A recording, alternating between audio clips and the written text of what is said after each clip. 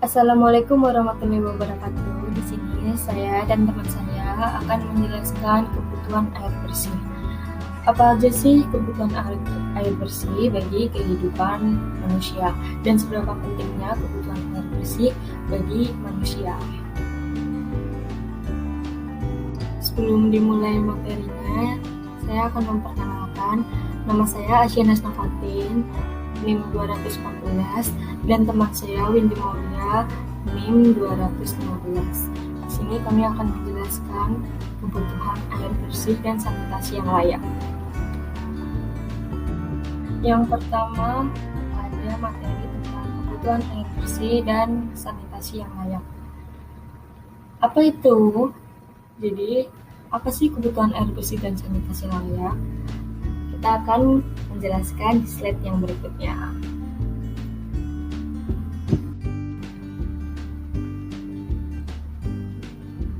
Air bersih dan sanitasi yang layak merupakan tujuan untuk kehidupan manusia dalam mewujudkan lingkungan yang bersih untuk hidup, bermain, dan belajar. Jadi, air bersih sangat penting untuk kebutuhan manusia agar hidup dengan sehat. Selanjutnya ada kebutuhan dasar manusia. Yang pertama ada air bersih. Air bersih adalah sumber daya berbasis air yang dimanfaatkan manusia untuk aktivitas sehari-hari. Sedangkan sanitasi layak adalah mencegah manusia bersentuhan langsung dengan kotoran. Lanjut slide berikutnya. Kemudian ada air bersih. Air bersih adalah air yang digunakan untuk keperluan sehari-hari dan akan menjadi air minum setelah dimasak terlebih dahulu. Pada dasarnya, air bersih adalah sangat umum untuk kebutuhan manusia, untuk memasak, untuk diminum, dan untuk bahan-bahan lainnya. Sebagai batasannya, air bersih adalah air yang memenuhi persyaratan dari sistem penyediaan air minum. Jadi, air bersih memang sangat dibutuhkan untuk kebutuhan manusia. Air minum bersih, sumber daya berbasis air yang dimanfaatkan manusia untuk aktivitas sehari-hari.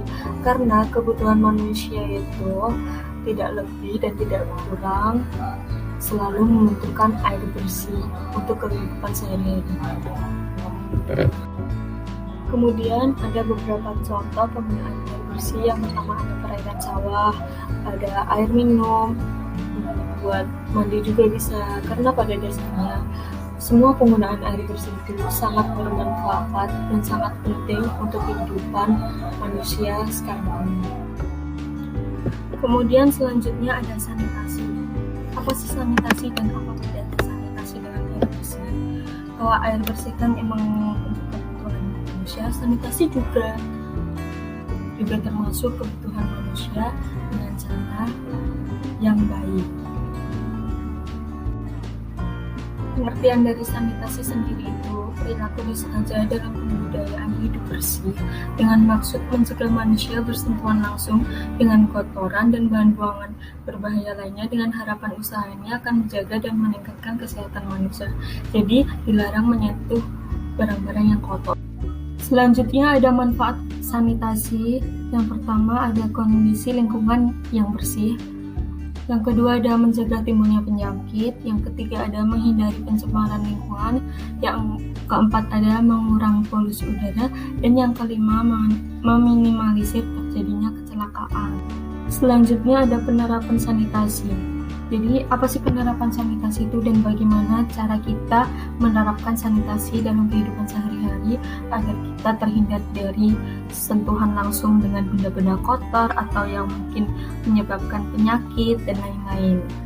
Akan dijelaskan di slide berikutnya. Yang pertama ada mencuci tangan. Ini sangat penting karena dokter saja sudah menganjurkan untuk selalu mencuci tangan setelah buang air atau setelah bersentuhan dengan cairan tubuh lain seperti urin, muntah, kotoran hidung, atau air liur agar kita terhindar dari penyakit. Yang kedua ada membersihkan kamar mandi. Bagian kamar mandi yang perlu dibersihkan dengan rutin mulai dari bak mandi, toilet, wastafel, pancuran, dinding, dan lantai kamar mandi. Karena itu merupakan tempat-tempat yang banyak sekali kuman dan kita harus menjaga agar terhindar dari penyakit.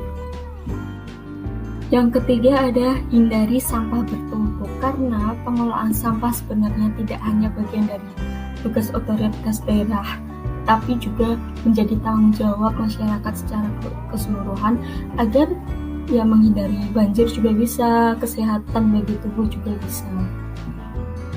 Yang keempat ada menjaga kebersihan diri. Menjaga kebersihan diri tidak hanya rutin mandi setiap hari, tapi juga dengan pakaiannya, konsumsi makanan dan minuman yang harus bergizi, dan serta lingkungan atau pola hidup sehat yang harus dijalani agar kita terhindar dari penyakit.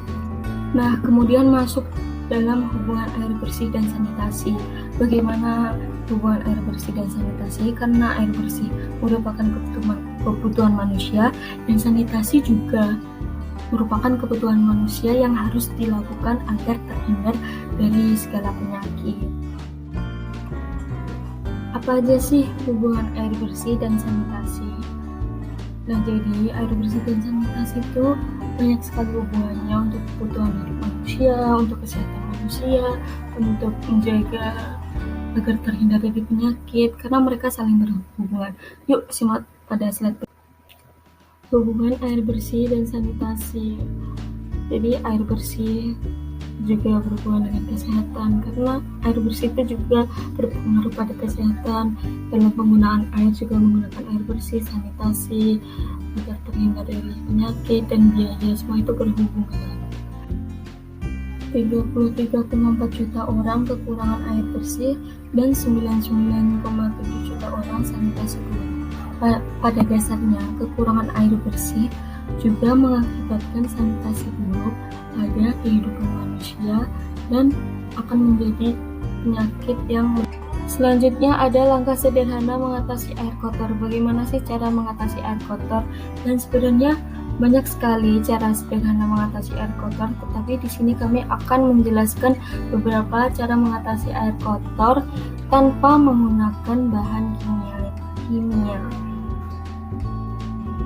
Nah, membersihkan air tanpa bahan kimia, yang pertama ada lubang batu. Jadi ini sangat-sangat tradisional untuk membersihkan air kotor menjadi air bersih, karena pada dasarnya lubang batu memiliki beberapa pori-pori. Letakkan lubang batu di dasar sungai dangkal yang kokoh dan tidak beraliran keras. Air sungai akan tersaring karena pori-pori lubang batu sangat kecil. Untuk mencegah air sungai yang kotor masuk ke dalam air jernih, di dalam lubang perlu dibuat tutup lubang seperti itu. Yang kedua ada arang batok. Arang bisa menghasilkan air bersih. Bagaimana caranya? Padahal arang sendiri udah kotor, tapi bisa menghasilkan air jernih dan bersih. Simak slide berikutnya. Nah, ternyata bak penyaringan dibuat sesuai kebutuhan. Letakkan pipa bambu yang kulit luarnya dikupas sehingga terlihat bagian dalamnya di dasar bak. Masukkan arang batok.